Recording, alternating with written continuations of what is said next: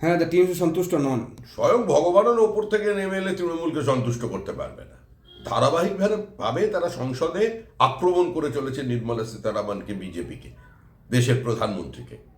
পশ্চিমবঙ্গ বঞ্চিত, পশ্চিমবঙ্গ অবহেলিত, পশ্চিমবঙ্গের পাওনা টাকা দেয়া হচ্ছে না। আর পশ্চিমবঙ্গে প্রচার করছে যে সারা দেশে পার ক্যাপিটা ইনকামের থেকে পশ্চিমবঙ্গে বেশি, পশ্চিমবঙ্গের জিডিপি সারা দেশের জিডিপির থেকে বেশি। কিন্তু প্রকৃত চিত্রটা কি আজকে সেটা নির্মলা সীতারামন তুলে ধরেছেন। লক্ষ লক্ষ কোটি টাকার বিনিয়োগ বিজিবিএস এ প্রতিবার ঘোষণা হয়, বাস্তব চিত্র কি সেটা এখন দেখা যাচ্ছে। 23তম স্থানে হয়ে গেছে পার ক্যাপিটা ইনকাম। এটাই এগিয়ে বাংলার সবচেয়ে বড় নিদর্শন। তৃণমূল যেটা বলছে আজকে, কল্যাণ ব্যানার্জি বলেন কি আপনারা অ্যারেস্ট করুন না, টাকা কেন বন্ধ করছেন?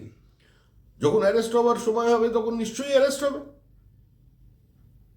তদন্ত করছে তো সিবিআই কোর্টের নির্দেশে, ইডি তদন্ত করছে কোর্টের নির্দেশে এবং নজরদারিতে। তাহলে কল্যাণ ব্যানার্জির এত ব্যথা কেন? সত্যটা শুনতে ভয় পাচ্ছে তৃণমূল কংগ্রেস? বাজেট বক্তৃতা কিংবা ভারতবর্ষের বাজেট কি শুধুমাত্র একটা নাম্বার গেম?